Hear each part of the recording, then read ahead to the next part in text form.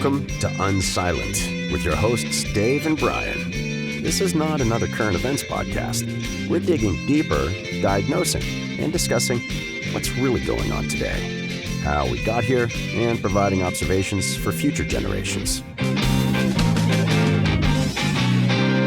Welcome to Unsilent. We're Brian and Dave. We'd love to hear where you think we got it right and where you think we just don't know what the heck we're talking about. You can do that on unsilentpodcast.com, or Rumble has a great comments section, or various social media channels where America gets together to yell at each other. So, Brian, speaking of yelling at each other and what it's like to live in 2025, well, what have you noticed in the? Well, before we get to the big stories, which there's a couple that are pretty substantial story. You know, it's funny. I was thinking yesterday. Every week, it's like, well, we have this huge thing that happened, and I hope we're not minimizing the significance of each of the things we talk about, but there's just so many. It's hard to. It's pace. Everything can't be an 11, but these are all like major things, right? Yeah, so, it's the pace of it all. We can't. I mean, we don't. What is it? We don't make the news. We just report it or something. Yeah, it's. I kind of go back to that saying, like, you know, when everything's an emergency, nothing's an emergency. But if you would go back in time 11 years, any one of these things we talk about every week would have been the thing on the news for 90 days at least, sure. Right? But before we get to that, I wanted to talk about something that's not about the news, but something I think it would be interesting for Kenny G to know. And I'm gonna open it by just sharing a quick story of something that actually happened Sunday morning. So my wife and I were up in Washington, your neck of the woods. We stayed at a motel, and you know, it wasn't like the Ritz, but it wasn't Motel 6 either. It was just your average middle of the road hotel, and it has a very nice lobby. And in the morning, we had stayed up late, and so my wife woke up early, so she went downstairs to the lobby to read her book while I was continuing to sleep with the blackout curtains there. So it was, you know, great. I was getting extra hours sleep or whatever. So she goes down to the lobby to read her book, and she's sitting on a couch in the lobby, quietly reading her book, drinking her morning coffee. And some guy she doesn't know sits down next to her on a 2-seater couch. So not a huge couch, but a 2-seat couch, like a love seat, basically. Yeah. And immediately he opens his phone and immediately starts playing like videos pretty loudly. It's with no regard to anybody around him in this lobby, that like as if everyone wanted to hear his videos on his phone. And she came back up after I texted her after I got out of the shower and all that stuff, and was, you know, my morning routine was kind of done. So hey, the bathroom's open, come on up or whatever. And she comes in and she tells me about this, and just it's so fascinating to me that the behaviors that people display in public now, when I was a kid, would have been like there would have been like fist fights, right? Yeah. And I'm talking about all the things from like going out to restaurants, and like my wife and I have been to restaurants where there's literally kids climbing over the backs of booths and things like that. We're just like it's a jungle gym. It's like chaos, you know, or neighborhood dogs barking, you know, for just incessantly and things like that. Right. I remember when I was a kid, I was probably 7 or 8 when this happened. My dad lived kind of out in the country, and not out in the country like in a glamorous way, out in the country like in a poor single white trailer kind of way, right? And our dog had, you know, and dogs ran free. Like it was everybody had animals, and we had rabbits and, you know, whatever, chickens and all that kind of stuff. Our dog had gotten into a neighbor's property, and they shot our dog and like shot his leg off. Like he had to have his leg amputated. Oh wow. But that guy had like sheep and cows and stuff like that. And there was no fisticuffs. There was no like, well, we're gonna go get a piece of our mind. It's like, well, our dog got in their yard. Like that's how it goes. Like you intrude on somebody's space in the middle of Wyoming in the early 80s. Like dogs get shot. That's what happens, right? But I look at all like on airplanes, you know, people land and like somebody's on their phone with the speaker on, and like so everybody has to like endure that. And literally at the airport before we flew to Washington, my wife and I are sitting at a restaurant in the airport having a quick bite before we got in the airplane to fly up there, and there's this guy at the table behind us with his phone on like, you know, level 37 volume having a conversation where everyone has to endure listening to this stuff. And it's just super fascinating to me how the balance of personal responsibility and what's, like we all have personal needs and things like that, but balancing that with how it negatively impacts others. Sure. That calculus has completely changed in the last 40 years for sure, if not, maybe 15 or 20. Yeah. But have you noticed this where it's like people just do what they do, and if it impacts somebody else negatively, like that's their problem. Yeah, in the past, it would be the recognized known jerks of the world that would do these things. Now it's Yeah. average people. I have a story that goes along with that. So I was talking to a client of mine, and they're just regular, business, and one of the gals in the business. I don't know how we got on the subject, but I was talking about how out in Graham, where I live, that we have a real dumping problem. People are just, they'll dump couches and Yeah. refrigerators because they don't want to spend the $20 or $30 or whatever it costs to dump it at the Right. dump. And this gal, and she's a normal middle class family. Her and her husband, they've got a couple of kids, and she leans over to me and she said, Dave, I found out the other day that my husband did that a while back. And I'm like, what? And because, and I know both of them. And I'm like, Yeah. but you're not that kind of person. And she said, yeah, I know, I yelled at him. And he's like, well, everybody's doing it. And I got to thinking about it, because normally when I see that, I think, well, these are like tweakers. They're like people that are on Right. drugs, and they're Yeah. living on homeless I don't know what they're not quote unquote normal people. They're not the normal people. And Yeah. here, They're this not was a not middle normal. class people who have gainful employment and all that Right, kind of stuff. right, and that's what this family was. It's a nice, normal, middle class family. I wouldn't, if they said come over to dinner, I wouldn't be scared to do that. It's just, Right. and I get to thinking about that, and I thought, it's kind of like his attitude was very informative to me, because it was like, well, if everybody's doing it, whatever. I'm giving Right. in to the societal breakdown. It's like Mad Right. Max and Thunderdome. It's like, Yeah. I I I think that's I kind of hadn't what even this thought about is.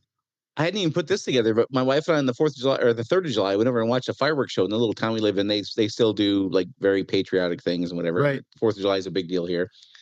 And it's like a mile and a quarter to the park where they light them off. And like, there's, I don't know, several thousand people there. We live in a little Sure. tiny town, but like people come from all over the Phoenix Valley to come here because there's not a lot of places to do fireworks. So, we're walking home on the sidewalk, and it's after dark. And all of a sudden there's this chirping behind me, like an old school bicycle bell. Right. And it was this family of people on bicycles, including their 7-year-old daughter or whatever, ringing their bell for me to get out of the way on the sidewalk. I'm walking on a sidewalk. Like the word walk is in the name of It's the in the thing name that of the I'm thing. on. Yeah, exactly. Yeah. And they're getting increasingly angry because I won't get off the sidewalk to let them pass through on their bicycles. Which, by the way, the sidewalk's adjacent to a road where bicycles They're have supposed to go. the ability to go and are arguably supposed to go. Right. But they ride by me in a huff because I didn't get out of their way fast enough on the sidewalk where Yeah. pedestrians have the right of way. Anyhow, I didn't even thought about that until you mentioned your thing about the dumping thing. But Yeah. I think it's just super interesting how the calculus of whatever feels good to me and whatever I need at the expense of others, that whole calculation is completely inverted from what it was. Yeah. Like you said before, it would have been that 1%, 3% jerks who would just like Yeah. impose their will and like screw everyone. Now it's just normal everyday life to have to go out and endure that. Yeah. Well, and I think to a great extent because so many people have given up. I mean, they've given up on society and culture, and Well, things you're so you're screwed up. kinder than I am. Well, maybe it's because they're just inherently jerks, and now they can. No, I don't think they're inherently jerks. I think it's just because our society has banished shame. Sure. Well, yeah, I yeah, think that yeah. shame has been more or less, unofficially outlawed for Right. several years now, and so people can't feel shame for doing things that inconvenience or a problem for their folks. It's Yeah. well, that's what they felt like doing at the time. Yeah. And the reason I'm bringing it up here is as I was thinking through this, I was like, I'll bet the Roaring Twenties. I'll bet it was very similar. People just did what they wanted, and like if you don't like it, like too bad. Yeah. But through the course of the Depression and World War II, I got to imagine there was times where people, let's take the kids, bouncing off the walls at restaurants where people can't enjoy a quiet, Right. relaxing meal. They part of the restaurant experience now is just navigating the mob of kids running circles around tables and booths and things like that. That's I got to imagine that part of the process of going through something traumatic collectively, like the Depression and World War II, Yeah. is people who do that are will be shunned again. Like, okay, listen, here's that soldier who's back on leave from Germany or France or whatever. Let's give him a little bit of peace and quiet while he's enjoying Sure. his meal. Like I Sure. got to figure those kinds of things. Or people are having a hard enough time right now. Like they don't need you adding to their misery. Yeah. I got to feel like that's part of the process that happens in those collectively traumatic things to kind of reshape that, because we can't go on this trajectory forever, because it'll No. pretty soon people just be like, bumping each other off instead of ringing their little 7-year-old ringing their little bell, they just like run people over. Right. I mean, like, Well, don't you think that, I mean, the sort of the whole idea of the crisis era, or the big thing that makes a crisis era into a high, is everybody starting to work together again. Everybody having a right. common cause, and to have Yeah. a common cause, you have to have a certain set of common beliefs, and you have to then get to know your neighbor, and get to know the people around you, and believe that most people you're going to encounter have this thing that is in common with them. Whereas today, our society is so hyper stovepiped and divided into, well, you're part of the bald over 50 white men group. I'm part of Yeah. I've still got a little bit of hair left in my 40s white group. So you're out. I mean, so we've got these artificial Yeah. designations, as opposed to, we're all going to live together, we're going to die together. And if we're all going to live or die together, then maybe we shouldn't dump the fridge or run the people off the road, or whatever kind of thing. I think that's a big Yeah. part. I think you're looking at the glasses half full side of the coin. And I would say I agree with all those Yeah. things. And I think the glasses half empty side, the negative Right. side of the same coin, would be we all need to pull together. And if you're not one of those people who's going to pull together to help the collective, you will be shunned. Yes, There will be 100%. shame attached to that. There, Yeah.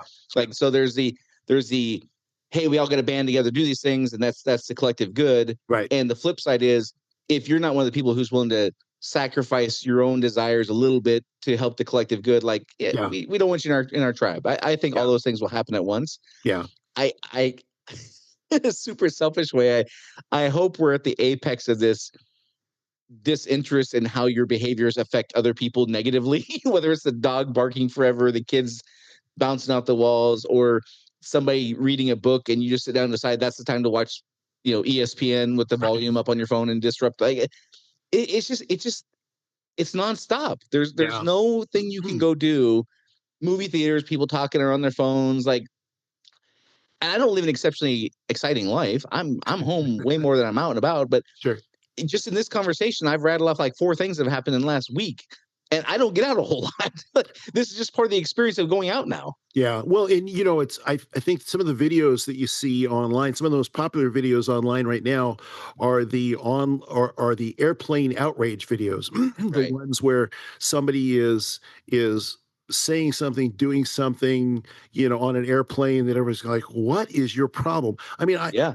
I know you've flown a lot. I've flown a lot. I don't fly as much as I used to, but with all the hundreds, maybe thousands of flights I've been on in my earlier career, the I didn't encounter a lot of. I encountered some, I've encountered some drunk people from time to time, and some rude people, but I didn't encounter very much of that, because Right. most airplane etiquette was fairly settled.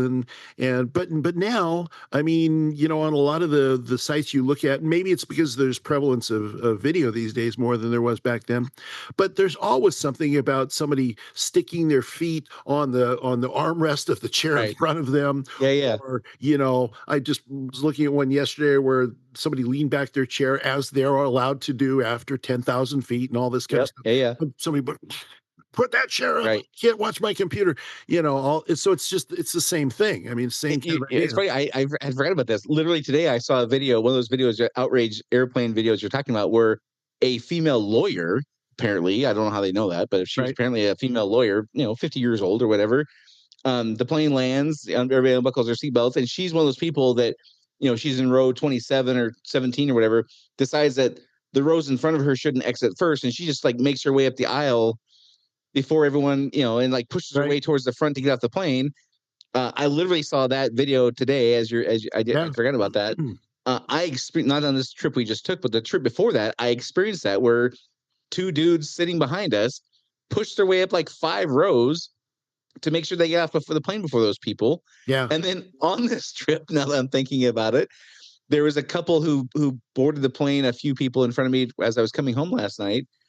And they weren't like terribly old. They weren't like your age old. I mean, I'm kidding. Oh they probably were your age, but they weren't like 85. They were 60 but fit, and they were just exceptionally slow, and just like figuring out, like they waited till they got to the person who scanned their boarding pass to figure out how the app works. Like they waited until that moment to start trying to figure out how the app works because they hadn't used the app before, and then. So that holds everybody up for 2 or 3 minutes, and then they get past that, and then there's kind of dawdling their way down the jetway, and they get to the plane, and like I don't know, I'm now remembering it, like they were probably 8 or so rows from where their seats were. They decided just to stop there and like start like doing something, holding the entire line of 150 people up, no regard for anybody else while this is all happening, right? Yeah. Again, it's just part of daily life now. Where before, I mean, people would have you would have been educated, maybe physically educated about, hey, there's other people in the world. That's right. Yeah, no, that's true. I guess that's people reverting to their meaner instincts during a time when there's a societal breakdown, and that's I would just call being selfish and a lack of shame. Like there's nothing you can do that people will shame you for anymore. Anyhow, I don't want to spend the whole episode talking about that, but I thought that was interesting. As for those listening for the first time, Dave and I are trying to explain to what it's like to live in this era for future generations. And I don't know if you remember that very well if we were explaining this maybe 30 years from now. I think it's one of those things that we have to talk about now because again, just in this conversation, I remember 3 things I'd forgotten about that are exactly this. Well, I think histories tend to remember the big things, but what's the attitude like in 1935 about this or that? Probably most people don't remember that. Yeah, probably not. All right. Well, the 2 big stories that I saved, one is the absolute 180 that the administration has taken on the Epstein files. Yeah, that's interesting, isn't it? It just like we were talking about, I don't know, 3-4 weeks ago about the Iran thing, or do you bomb them, do you not bomb them, do you stay in, do you stay out? And the entire MAGA Trump supporting group was very split on that. Yeah. I think they're more split on this. There's 2 very distinct camps that have formed, and I don't really know what I think the Democrats are like, don't let any crisis go to waste kind of thing. Of course, they're piling on, I think, but I don't really know what their position is, to be honest with you. I didn't watch the news a whole lot this week. But just in my social media feeds, like the things that are they're of course like implicating Trump and all that kind of, well, you expect all that kind of stuff. That's not newsworthy, not even really worth talking about, because of course that's how it would go.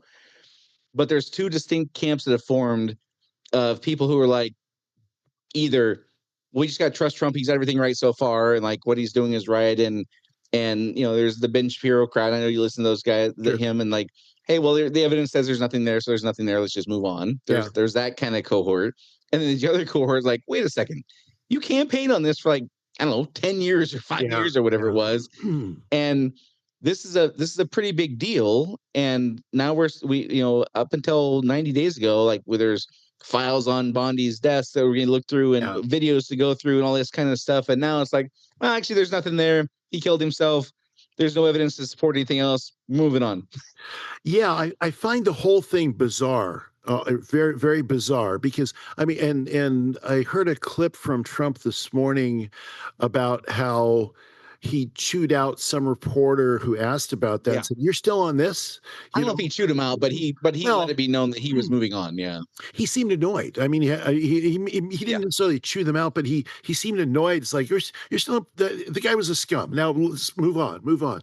So I mean, I guess the question is, what changed, and the parts that, so on one side you've got Pam Bondi saying, like, and you just mentioned, you alluded to that, I've got the files on my desk. Okay, Yep. And well, that was what, February, March, and we're in yeah, it July. was So it was a few months ago. just a few Yeah. months ago. So AG Bondi, is this, what files did you have? Were you telling us the truth then? Or now you say there are no files? Or, I mean, one way or the other, she looks incredibly bad, right?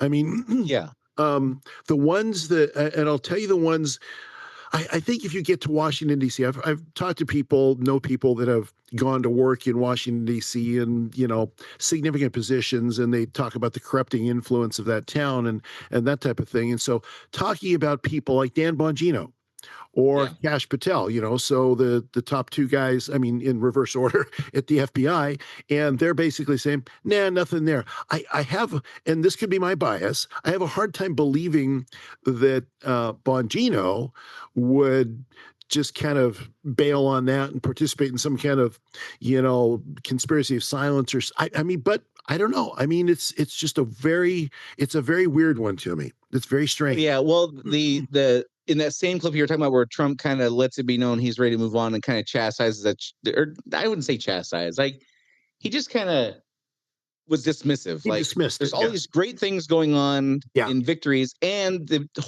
tragedies of the floods in Texas and New Mexico and whatever. Right. Why are you still dwelling on that? So that was Right. kind of his tone that I gathered. Yes. In that same thing, the next thing that happened was Pam Bondi said, "Well, when I said those files were on my desk, I meant the entirety of the files which we still had to go through. I didn't mean," she was implying, she didn't say this, but she didn't mean that there was like specific video The files. black Like book.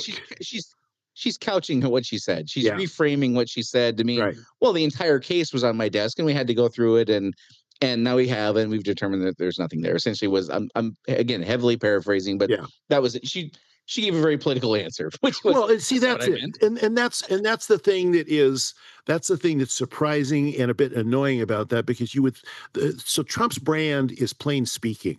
His, Yep. his brand is, if I think you suck, I'll say, well, you suck, and I hope you lose your job and go away. Or, Yeah. I mean, that's so for Bondi to say, I mean, in her brand, she and everybody that works for Trump has basically adopted that brand. They're very brash, they're very out there, they're very, no, we said this, we're going to do this, end of Yep. story. And yes, and she's like spinning as hard as Eric Holder, when she's doing that one. So it's and I just wonder, and so my speculation is this: I have no speculation on what the truth is, but my speculation is this: in the with lack of information, we'll get years and years and years of conspiracy theories and alternative. I mean, JFK assassination, Bush brought down the buildings in 9/11. Yeah. All of these things.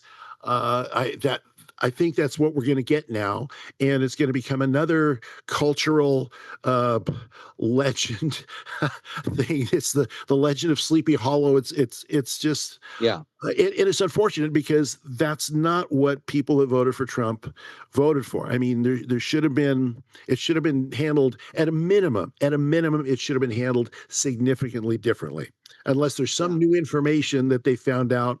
And of course, as you mentioned, I've seen in my social media feeds every single picture where Trump happened to be at a party where Epstein was at now over the last few days, and this is clear evidence. Yeah. It's not clear evidence of anything, but I tend to think, given all the things that happened before the 2024 election, if there was a there as far as him being involved, we would know about it by now. yeah, I I would think can't so. imagine that stone would have been left unturned. Right.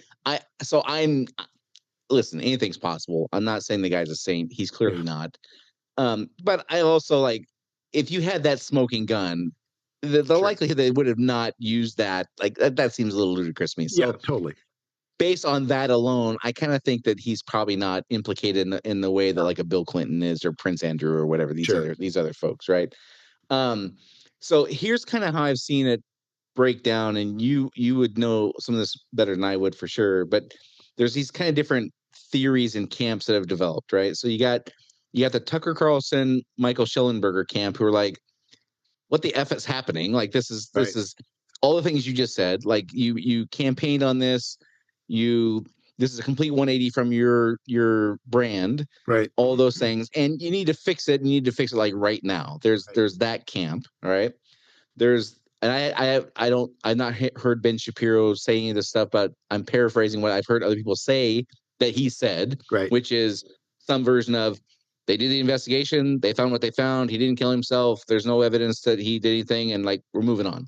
Right. I tend to think that given the possibility, if not likelihood, that the Epstein thing is tied to very heavy Mossad and Israel and like these, a number of intelligence agencies. Sure.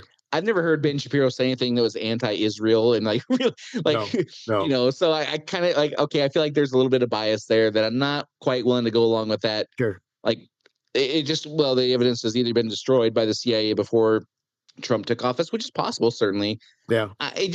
I don't know, that doesn't quite fit for me. Sure. There's the Alex Jones version, which is Trump basically cut a deal with the deep state that basically said, okay, you quit coming after me.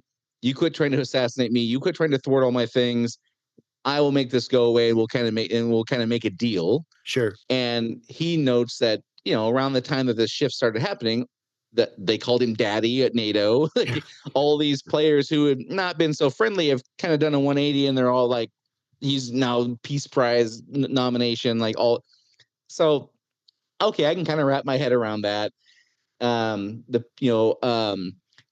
The take I heard that I thought made the most sense, though, was from Scott Adams, the Dilbert guy. Sure. And I'm just seeing these things cursory. I'm not like doing an investigation. Right. I'm just like, but I was so surprised by this. I think Saturday night, I actually did like look for some information on it on my X feed, which I don't typically do, but I was kind of taken aback to the point where I was like, wait a second, what the hell's going on here? Yeah. And so I watched the 10-minute video that Michael Schellenberger put out, and basically he was like, hey, we've called balls and strikes this whole time. We supported Trump when he was clearly being railroaded, and we're not going to stop that now. He needs to fix this. Like, this is not right. He needs to fix it. Right. But then I stumbled upon the Scott Adams one, which seems to make the most sense to me.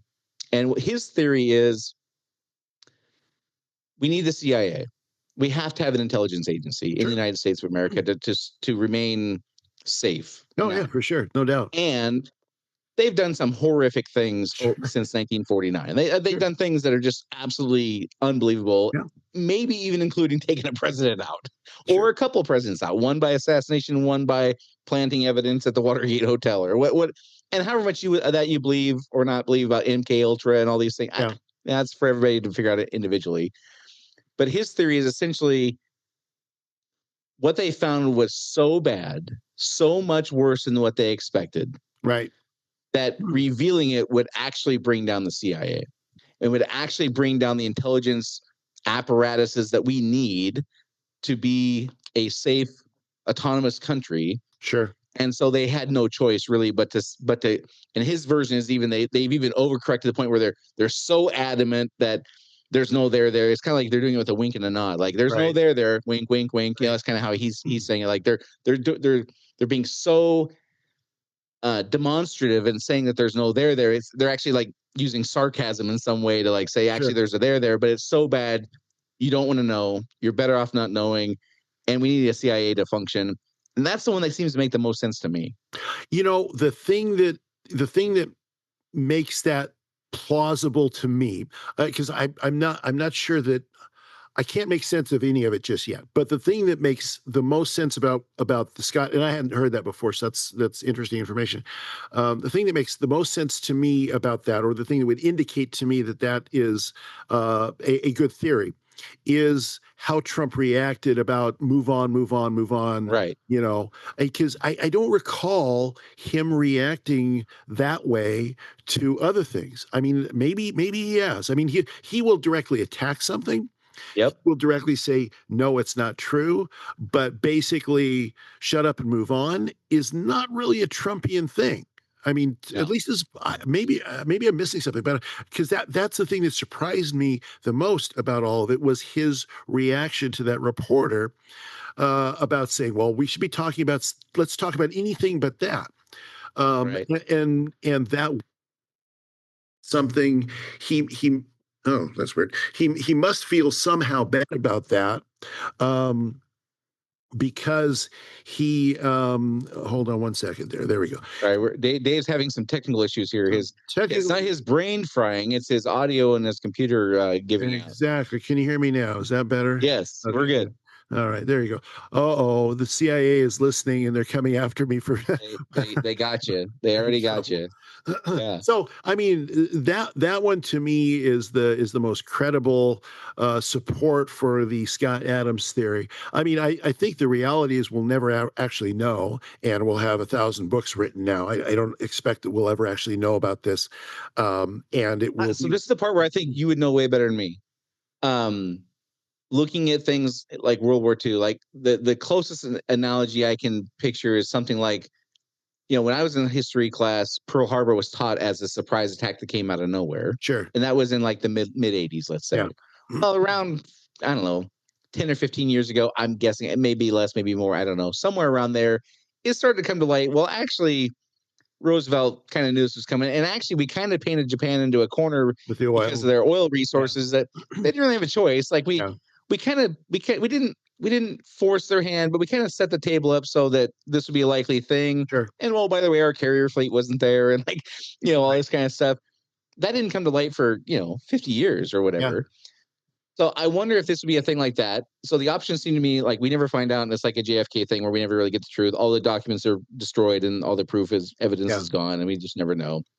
It could be a thing where we don't know for decades, and then information is slowly unveiled as people are on their deathbed making deathbed confessions and things Right. like that, and they age out to the point where nobody can really hurt them anymore. So, and time passes, nobody really cares, so we Right. learn then.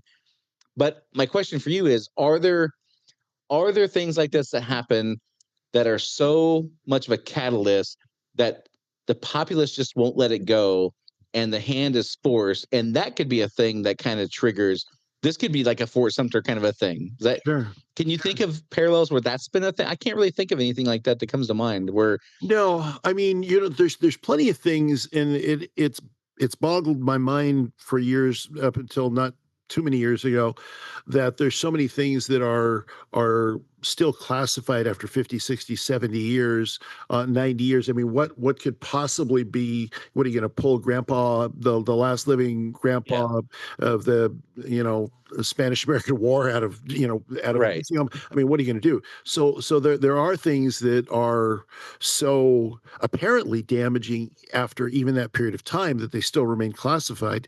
And even now, we haven't gotten to every last bit of the JFK stuff. There's still JFK stuff that's classified. There's still RFK stuff that's classified. There's still, there's plenty of stuff from before my time, before I was born, that's still classified. So there could be things that we don't know about, and it does take a long time but I can't think of anything to fit the criteria that you just mentioned. I can't think of anything that really fits in that criteria. The reason I'm asking is so we've covered like the political element of this, Yeah, but the part we haven't covered is us regular folks. This seems to be for good reason, more so than other things, a topic that people just want the truth and are not going to just like time is not going to heal this. It doesn't feel like to sure. me. Well, it could be, and the reason, of course, is because it has to do with young girls, and it has to do with Yeah. child abuse, and well, and the other complicating. I don't want to say it that way. It's disrespectful, but you heard that the gal that had accused Prince Andrew of credibly accused Prince Andrew of abuse just killed herself, Yeah. and I Yep. mean just horrible. And so what? So that's I mean, so that adds another level of gravity to the whole situation.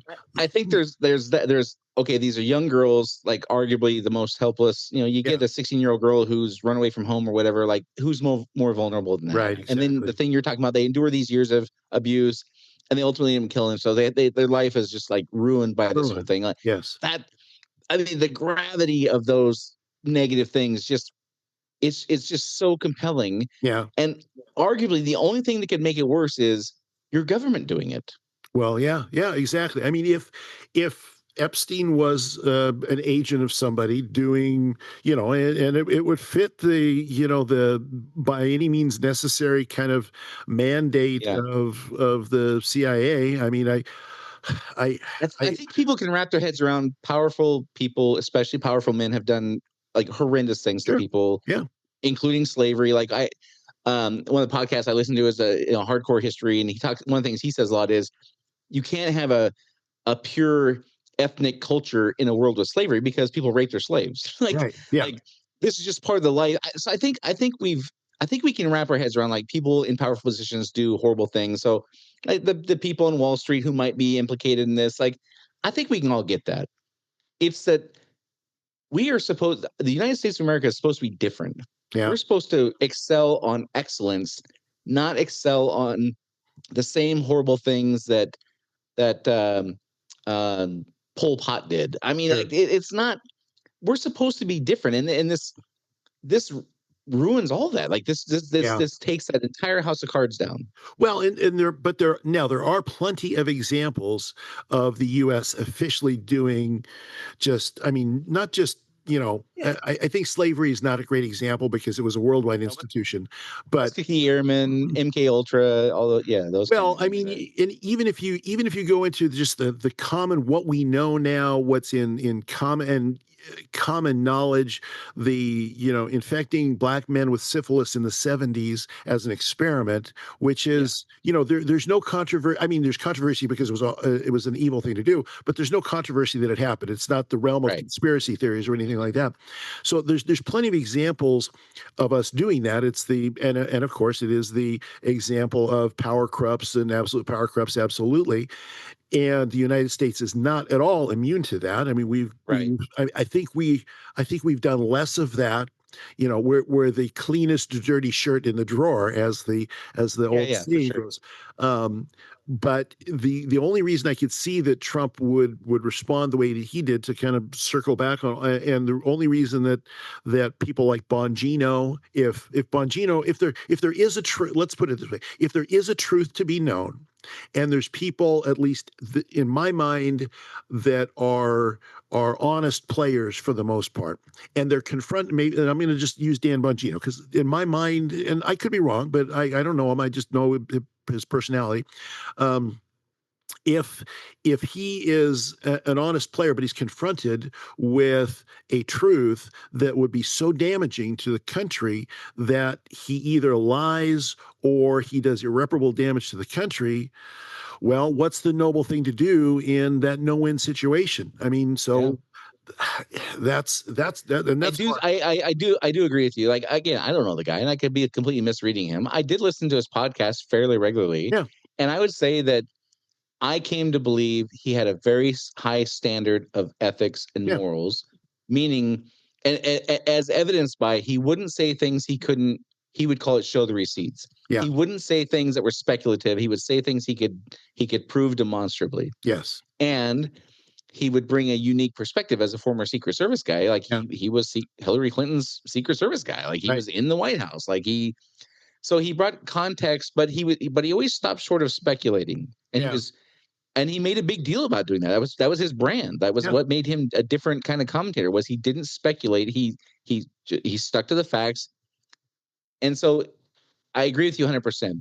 The a guy who, let's say for the sake of this conversation, he has the kind of integrity that I believe he has. yes, The only thing of the handful of things, your family being in danger, things like that. Okay, let's sure, put all that stuff aside. There's a small handful of things that would make a person sacrifice that, and yeah, this would qualify. yeah. Yeah, exactly. And so that all of those things give me pause to think that there's more here. I mean, maybe in their deep investigation, maybe she did have the black book on her desk and she just didn't get to page 100. And on page 100, there were people that if you expose them, the whole edifice comes crashing down around us or something. I don't know. I don't Yeah, know. I don't know that the list feels to me like a misnomer. I don't think they're gonna find who was the Hollywood madam. What was her name? Oh, Heidi Fleiss. Heidi Yeah, yeah. Fleiss, yeah. So like they actually did find her black book, if I Yeah. recall correctly. I don't think that that's what they mean by the Epstein list. I think they Sure. mean corroborating evidence of flight logs compared to Sure. known. Sure. I think it's comparing a variety of different um, resources to compile a list. I don't think that they're searching for some little black book like they were in Heidi Fleiss's case. Yeah. I also think that part of what Scott Adams said that kind of made sense to me was we know them all. We know all the players now. Like Right. there's no name that's going to come out that's going to be a mystery. Right. I mean, maybe the one would be is Donald Trump there or not. That Yeah. might be the one that would be. But we know all that. We've heard all the other stuff, and they're not going to bring up names we haven't heard. Right. A guy put a thing on again because I was looking for this stuff Saturday night as this unfolded. A guy asked Grok on X, like, Yeah. who are the people who are supposedly there? And it spit out a whole list categorized by, are they technology titans? Are they banking titans? Are they government people? Are they? Sure. And there's a whole list there. Like, Yeah. it's not information that can't be found. So I don't think anybody's hung up on a list. I think they are hung up on, damn it, we need to know what our government was really up to. Yeah. And is there a line that they wouldn't cross in the name of quote unquote taking, saving the country or protecting the country? Right. And then I remembered I watched a documentary series, I don't know, 3-4 months ago. It was a really good one. It was about a DEA agent here in Arizona who was killed, tortured, like bad things, like all the most horrible things you can imagine that would happen to a DEA agent in Mexico when he was captured by the cartel. Yeah. Like all the most horrendous things. And I won't say the name of it because I want to spoil it for people who haven't seen it. It was a fantastic documentary series. But again, I got to remember they can paint whatever picture they want in those things. So Sure. I'm remembering that. But towards the end, what was unveiled was actually who was helping the cartels run the drugs, theoretically, is the CIA. Yeah. And it started with the Iran-Contra stuff. They needed money to fund the Iran-Contra thing. Congress passed a bill specifically disallowing them from using tax dollars to do so. Sure. They started throwing in with these money-making operations of all sorts, Yep. including running drugs from Colombia and Mexico and all these things. They took that money to fund the Iran-Contra thing, and they're like, we found this new way of raising funds for these other things. And all that long, a whole bunch of things had to happen. But arguably, the point they made in this documentary is arguably the reason that DEA agent was killed and tortured was because he was coming across information that would indicate who was really behind the curtains Sure. on the cartel operations. Yeah. And it's like, man, I mean, it just shatters your whole as I would consider myself a proud American who's patriotic. Yeah, and, of course. and again, I agree with you. We're the cleanest dirty shirt in the drawer. But even watching that, I was like, it just felt so icky and Yeah. so like my tribe's reputation was tarnished in a way that you just can't take back, just like the Tuskegee Airmen and just like the syphilis thing you mentioned, and just like Yeah. MK Ultra, all these things. Again, those things are out there. This particular case is so much more because I think it's young, helpless girls, and I think Yeah. it's just too much for us to take. Yeah, no, I think that's true. I think that's true, and I think that's why the it hasn't gone away. The question now is it going to does it have legs to keep going, or is it going to fade into the news cycle for whatever the outrage is that we talk about next week? And I don't know the answer. It feels to me like this thing has just been kind of a constantly churning undercurrent. Yeah, It's not always the top of the news cycle for sure. These sure. little things, not little, these types of things happen to bring it to the surface again. But I don't feel like it's ever really gone away. Yeah, I mean, I see regularly, at Christmas time, there was a meme that was like supposed to be an ad for a Christmas tree ornament when it had like a saying on it, like "'tis the season," whatever kind of thing. right. At the bottom it said Epstein didn't kill himself. Like Kill himself. those Right. those things are just kind of always kind of there. They're not top of the conversation by any means, but Yeah. it feels to me like that undercurrent is kind of always there. That's why I was like part two of the conversation was the populace doesn't seem to be willing to let this go. Well, there probably needs to be, in order for that to continue for that undercurrent to continue to flow into the mainstream, there will have to be some new something new happening, or new theories, or new information, or something coming out that'll. I mean, so it's brought up again because they said, oh, there's no there. So that's why it's in the news cycle again. Yep. So if if there's nothing new that comes up from somebody credible, that generally credible. I mean, they might be credible, but whether the public thinks they're credible or not, it's a whole different question. So. Sure. So that, I think, will determine how much legs this does have outside of circles that are very interested in it. So, and I agree. I guess we'll see. Yeah. All right. Well, moving on. The other big story that broke this week. This, I think, just yesterday, as you and I recording this, is it's been reported the FBI has launched criminal investigations into John Brennan and James Comey. Yeah, I saw that. Well, so that will be interesting to see if they, the Fed's playbook is you get people and you put so much pressure on them, they flip, and then you keep flipping them. Right. These guys know the playbook. They probably wrote part of the playbook. Yeah. But they're in the crosshairs now, and you have the entirety of all the resources of the United States government coming at you. It'll be interesting to see how this plays out. It will, and I've got two conflicted sets of feelings on that. On one side, it's like, yeah, if they did things, I mean, and there's a lot of questionable things that I could recite from both of those guys. I mean, Comey arguably gave Trump his first election in this announcement of, but there's a lot of very questionable things they did. So on one hand, it was like, well, great, bring him to justice. On the other hand, mobilizing when the White House flips sometime in the future, and it will flip sometime to the future to somebody who's on the opposite side, they take that as precedent to say, okay, well, you jailed a former national security advisor, you jailed a former FBI director. Fine, we're going to do it to you now. Does that open Pandora's box? Because every time a line is crossed in D.C., then it becomes fair game. I go back and I think about the Reed rule, right? I mean, so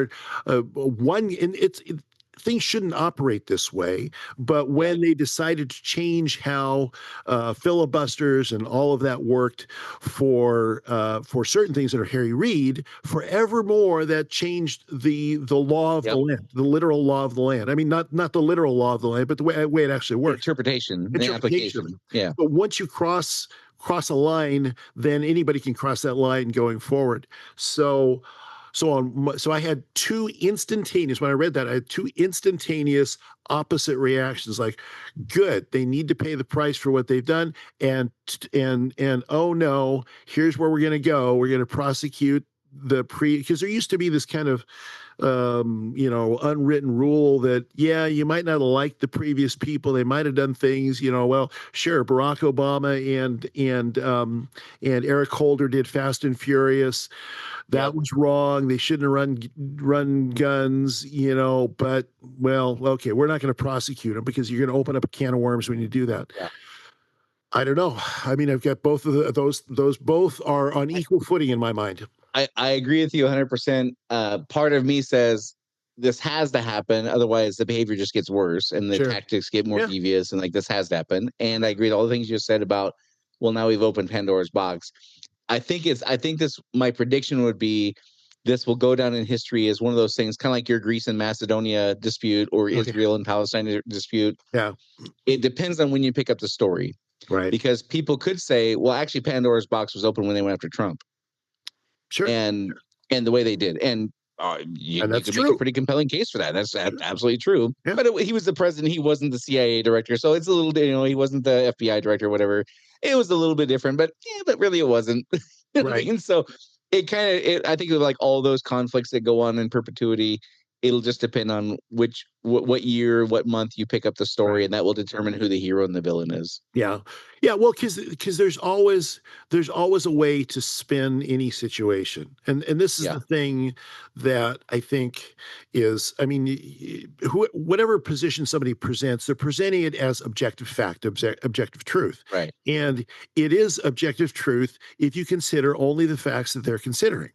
So, and it doesn't matter what topic you choose. You can choose 100% this way or 100% this way, and you can line up enough facts to convince a true believer on either side that this is Yep. the reality of it. I mean, those are the discussions I have online all the time. I mean, there's certain discussions like the Palestinian Israeli debate. I don't have online because it's like, okay, here's 42 facts over here. Well, let me share you my 42 facts. Well, here's another 40, and you never get anywhere. It's just, it's almost like I sometimes I talk about abortion very rarely online because it's the same thing. Well, these are facts. Yes, these are, well, no, these are the facts. It matters which facts you think are the most important facts. And that's going to be the case here too. Yeah. No, I agree. The piece that I think will be fascinating to watch is, do these guys flip or not? Yeah. Because they know the playbook, but it's still the entire weight of the resources of the United States government. Their conviction rate is like 97%, I think, or 98% or so. It's a ludicrous. Now, that said, it's a very liberal, progressive jury pool there who might be very sympathetic to these guys. It's just gonna be fascinating to see how it all unfolds. Yeah. One comment I saw in this from a pretty notable, he's a conservative influencer kind of guy. His thoughts on this Comey Brennan thing, where he says, "I wish I could get excited about this, but the DOJ will cover up for the Epstein pedos. How can we trust them to go after these guys?" So, and then the last thing I had you and I talked about this, I think about, I don't know, 9 or 10 months ago, all the unemployment numbers showing all the dramatic rise in employment numbers through 2024 and whatever. And then I don't have it right in front of me, but essentially, if you took out the immigrant workers who found jobs and the government people who found jobs, we were actually net negative Oh, for wow. U.S. citizens not in government finding jobs. Interesting. But had these massive job increases. But if you only looked at U.S. citizens who were not in government, it was actually going negative, right? Interesting. Yes or no, this is actually today. This is a statistic that came out that shows that foreign born workers this year are down over 500,000, and native born are up 2 million, and that's factoring in all the Doge cuts and stuff that have happened. So Interesting. it's really interesting, like, kind of like the at Trump's State of the Union address, he was, like, they said we needed to write new laws to solve immigration, and all we needed was a new president. That was the first thing I thought when I saw this. Like, Yeah. well, it's just indicative of what your priorities are. Yeah, it It's is. really what it comes down to. Well, I did hear the part about the government workers, the non-government employment, and that to me is the striking one, is that even with the cuts in government employment, the hiring freezes and all of that, that we Yeah. still had better employment numbers, and that and so you look at the outlook, and right now a lot of the stuff that's lining up says the outlook looks pretty good. But then on the flip side of that, you dig a little deeper and the outlook looks pretty bad. Yeah. It depends on if you're looking out for Wall Street or Main Street. That's kind Right. of the line there. Well, and it depends on if you're looking at the next 6 months or the next 18 months, Yeah. because and then it depends on a whole bunch of factors that nobody can really, mesh together to make a coherent picture.